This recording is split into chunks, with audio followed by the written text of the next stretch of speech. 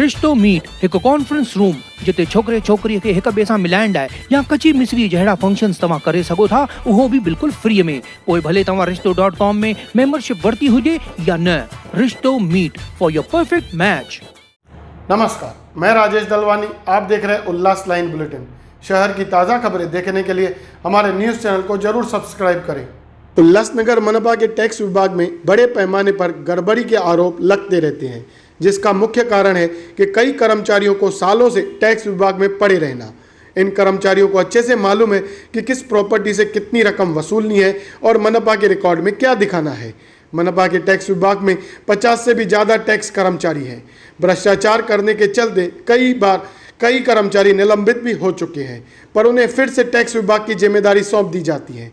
Tax विभाग के कई गड़बड़ियों को लेकर उल्लासनगर कांग्रेस पार्टी की तरफ से 22 सितंबर को उल्लासनगर महानगर पालिका के बाहर आमरण उपोषण करेगी, जिसके चलते मनपा प्रशासन और पुलिस प्रशासन को पत्र भी दिया गया है। आइए जानते हैं उल्लासनगर कांग्रेस शहर अध्यक्ष रोहित साल्वे जी ने पत्रकारों से बात करते हुए 22 सितंबर को होने वाले आमरण उपोषण पर क्या बता रहे हैं।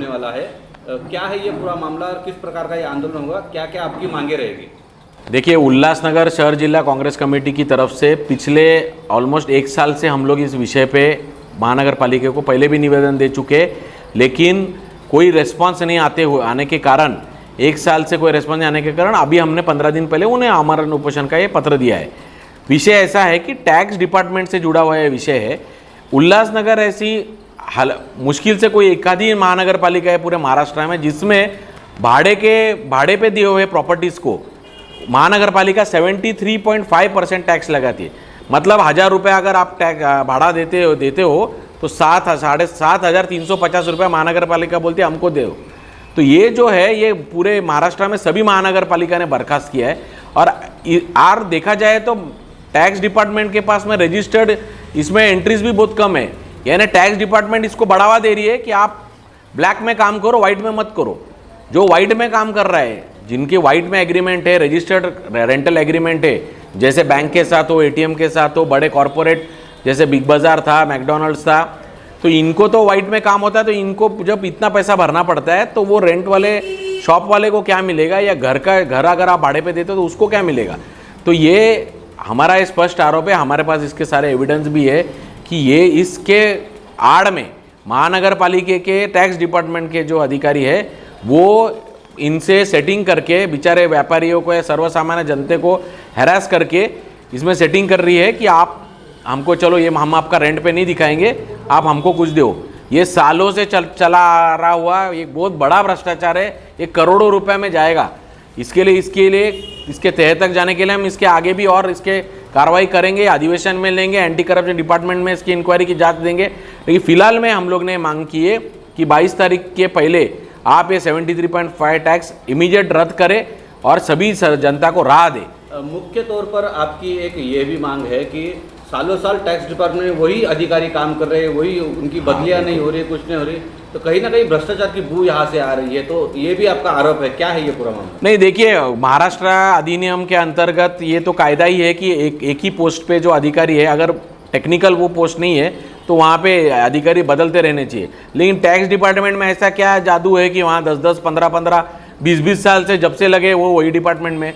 तो यहाँ ये हमने इसलिए मांग की है, बोलते हैं ना इन लोग पारदर्शी कारोबार करना है तो करें ना, फिर ट्रांसपेरेंट कारोबार करें। ऑफिसर्स की शिफ्टिंग, जब एडिशनल कमिश्नर, डिप्टी कमिश्नर बार बार यहाँ वहाँ जाते तो ये लोगों का चेंज करने की क्या नई वजह है। इसलिए हम लोग बोल रहे हैं ना कि ये नीचे से क्या चल रहा है इसके तह तक हमको जाना है। साथ ही साथ 2015 के पहले के प्रॉपर्टीज़ को इन लोग बोल रहे हैं कि नियमित करो, शासन का निर्णय है। और महानगर पालिका डबल दुप्पट टैक्स पेनाल्टी लगा रही है इलीगल कंस्ट्रक्शन दिखा के, अगर किसी ने एक का ऊपर एक्स्ट्रा रूम बनाई तो हमने ये भी मांगी कि 2015 के पहले के सभी प्रॉपर्टी को ये भी कर रद्द किया जाए। इससे बड़े पैमाने पे राहत मिलेगी और ये सब जब ब्लैक एंड वाइट में ट्रांसफ़र हो जाएगा तो महानगर पालिका का इनकम भी बढ़ेगा। इसलिए ये प्रमुख मांग हम लोग यहाँ कर रहे हैं। मैं आपके चैनल के माध्यम से सभी व्यापारियों को और इनको विनती करता हूँ कि इस मुद्दा आपको समझ में नहीं आ रहा है, मुद्दे में आपसे कितने बड़े पैमाने पे लूट हो रही है, इसलिए आप इस मुद्दे पे हमारे साथ में कंधे से कंधा मिला के लड़िए पक्षपात छोड़ के इसमें कंधे से कंधे सभी व्यापारी संगठन उल्लासनगर के उनको भी मैं विनती करता हूँ कि इसमें हमारा साथ दे, क्योंकि इसमें से बहुत बड़े पैमाने पे आप सभी लोगों को राहत मिलेगी और आने वाले समय में ऐसे जो गलत काम जो हो रहे हैं, ये व्यापारियों का शहर है, यहाँ पे ज़्यादातर व्यापारी है, तो इनको बड़े बड़े राहत मिलेगी। इसलिए आप सभी लोग इसमें 22 तारीख को हमारे अनशन पे आके हमें सपोर्ट कीजिए, यही विनती करता हूँ। जय हिंद, जय महाराष्ट्र, जय भीम, जय झूलेलाल। रोहित जी, आप उपोषण करने की नौबत क्यों आ रही है?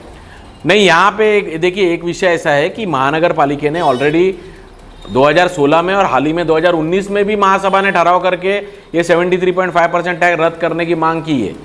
फिर भी महासभा ने तो ठहराव किया है, सभी नगर सेवकों ने हाँ कर दिए, लेकिन प्रशासन इसको लागू नहीं कर रही है।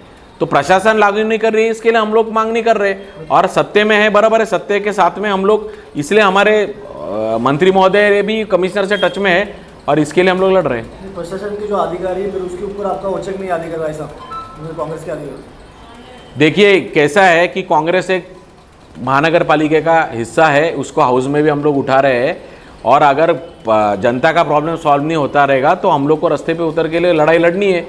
ऐसे तो सभी पार्टियां का करते, वचक क्या है वो अभी तो आने वाले समय में कांग्रेस के क्या वचक है, ऊपर के हमारे नेताओं का क्या दबाव होगा, इसमें तह तक कौन कौन इसमें दोषी पाया जाएगा, ये आप आने वाले समय में देखेंगे। उल्लासनगर में ऐसे कितने व्यापारी हैं जो भाड़े तत्व पे हैं, कुछ उसका सर्वे किया आपने? अभी क्या है कि यही सबसे बड़ा मुद्दा है। मैं जो बोल रहा हूँ कि हम लोग एंटी करप्शन के पास जाएंगे, इसी इंक्वायरी पे जाएंगे। अगर इनके पास रजिस्टर्ड हम लोग इनसे इंक्वायरी माहिती दे रहे हैं, दे नहीं रहे, वो सबसे बड़ा जो गड़बड़ है वो कोलब्रो कंपनी जो इन्होंने लाई है, इसका कल ही हमने विरोध किया है। वो पूरा डेटा लेके बैठी है, इनके पास कोई डेटा ही नहीं है, वो पेमेंट के लिए ब्लैकमेलिंग करके डेटा नहीं दे रही है और हम लोग इनको मांग रहे डेटा, तो हम लोग बोल रहे कोलब्रो के पास है और कोलब्रो डेटा प्रोवाइड नहीं कर रही है। इसके लिए कल भी हमने महासभा में कोलब्रो का विरोध किया है। कोलब्रो कंपनी के पूरी इन्होंने खुद की गर्दन उसके हाथ में दे दी है। तो डेटा के भी अकॉर्डिंग भी मेरे माहिती के हिसाब से कुछ 100-200 प्रॉपर्टीज ही इन लोग ने रजिस्टर्ड दिखाया है।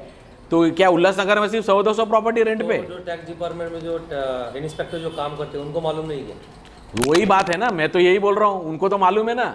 अगर अंदाजा आप पकड़े कि मैं पकड़ता उल्लासनगर में 1000 प्रॉपर्टीज रेंट पे, ज़्यादा ही होगी उससे, 1000 प्रॉपर्टीज रेंट पे, 1000 में से अगर 50-100 ही रजिस्टर्ड है तो 900 प्रॉपर्टीज का फिर कहाँ जा रहा है टैक्स? ये सवाल है ना।